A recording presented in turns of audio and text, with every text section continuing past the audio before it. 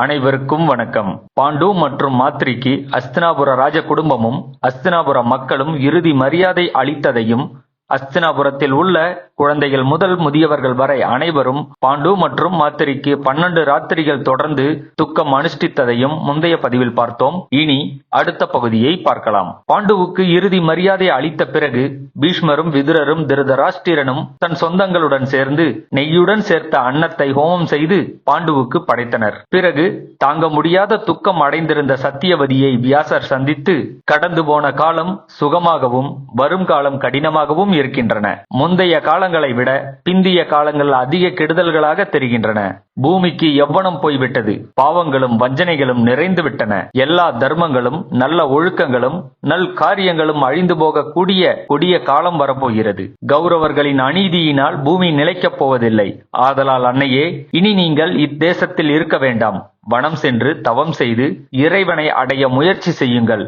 உங்களுடைய குலத்திற்கு நிகழவிருக்கும் நாசத்தை நீங்கள் பார்க்க வேண்டாம் என்று வியாசர் சொல்ல, அதை கேட்ட சத்தியவதி அப்படியே ஆகட்டும் என தன் மகனிடம் தன் சம்மதத்தை தெரிவித்தாள். பின் தன் மருமகளான அம்பிகையை பார்த்து, உன் பேரனான துரியோதனனின் அநீதியினால் இந்த அகிலமே சர்வநாசம் அடையும் என வியாசர் சொன்னதை கேட்டாயல்லவா? ஆதலால் இனி நாம் இவ்விடம் இருக்க வேண்டாம். வனம் சென்று தவம் செய்து முக்தி பெறலாம். உனக்கு சுகம் உண்டாகட்டும். புத்திர சோகத்தினால் துயரமுற்று இருக்கும் இந்த அம்பாலிகையையும் நம்முடன் அழைத்து கொண்டு போகலாம் என்று சொல்ல, அதை கேட்ட அம்பிகை தலையசைத்து தன் சம்மதத்தை தெரிவித்தாள். பிறகு பீஷ்மரிடம் அனுமதி பெற்று சத்தியவதி தன் மருமகள்களான அம்பிகை மற்றும் அம்பாலிகையோடு தவம் செய்ய வனம் சென்றாள். கடுமையான தவம் செய்த அந்த 3 பெண்களும் மானிட தேகத்தை விடுத்து சொர்க்கலோகம் சென்றனர். இவர்களின் நிலை இப்படி இருக்க, பாண்டவர்களோ வேதத்தில் சொல்லப்பட்ட சௌலம் உபநயனம் முதலிய சம்காரங்களை அடைந்து போகங்களை அனுபவித்துக் கொண்டு தன் தந்தை வீட்டில் வளர்ந்தனர். திருதராஷ்டிரனின் புத்திரர்களுடன் சேர்ந்து சுகமாக உற்சாகத்துடன் விளையாடிக் கொண்டிருந்த அவர்கள் திருவர்கள் விளையாட்டுகள் எல்லாவற்றிலும் தங்கள் சக்தியினால் சிறந்தவர்களாக இருந்தனர். அந்த பீமன் வேகத்திலும் குறித்ததை எடுப்பதிலும் போஜனத்திலும் புழுதியில் இழுப்பதிலும் திருதராஷ்டிரன் புத்திரர்கள் எல்லோரையும் வென்றான். மிகுந்த பராக்கிரமம் உள்ள அந்த 101 குமாரர்களையும் பீமசேனன் ஒருவனாகவே அதிக சிரமப்படாமல் அடக்கினான்.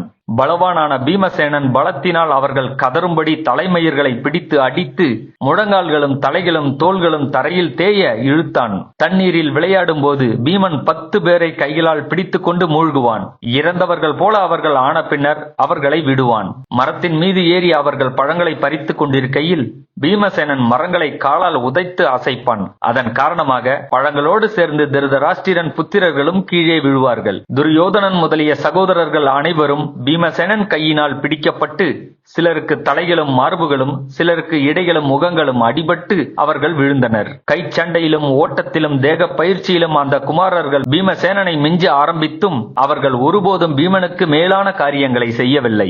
இவ்வாறு அந்த பீமன் பாலிய சேஷ்டைகளுடன் இருந்தான். ஆனால் ஒருபோதும் கெட்ட எண்ணம் கொண்டதில்லை. ஆனால் பீமன் திருதராஷ்டிரன் புத்திரர்களின் விரோதத்திற்கு ஆளானான். அதன் பிறகு மிகுந்த பராக்கிரமம் உள்ள துரியோதனன் பீமசேனனுடைய வலிமை பிரசித்தி பெற்று இருப்பதைக் கண்டு தன் கெட்ட எண்ணத்தை காண்பிக்க ஆரம்பித்தான். தர்மத்தை விட்டு விலகியவனும் பாவங்களையே பார்ப்பவனுமாகிய அந்த துரியோதனனுக்கு அறிவின்மையாலும் ஐஸ்வர்யத்தின் மீதுள்ள ஆசையினாலும் கெடுமதி உண்டானது.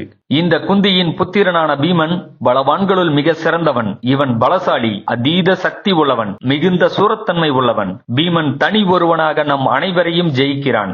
ஆதலால் நாம் இவனை மோசத்தினால் தான் ஜெயிக்க வேண்டும். பீமன் நகரத்தின் தோட்டத்தில் தூங்கும் போது அவனை கங்கையில் தள்ளிவிடுவோம். அதன் பிறகு இவன் தம்பியாகிய அர்ஜுனனையும் பின் அவன் அண்ணனான யுதிஷ்டிரனையும் பிடித்து சிறையில் போட்டுவிட்டு நான் பூமி ஆள்வேன் என்று நிச்சயம் செய்து கொண்டான் துரியோதனன். அதன் பிறகு ஒவ்வொரு நாளும் பீமனை கொல்ல தகுந்த சமயம் பார்த்து கொண்டிருந்தான் துரியோதனன். பலசாலியான பீமனை கொல்ல வேண்டும் என்ற துரியோதனனின் எண்ணம் ஈடேறுமா? அதை அடுத்த பதிவில் அறிந்து கொள்ளலாம்.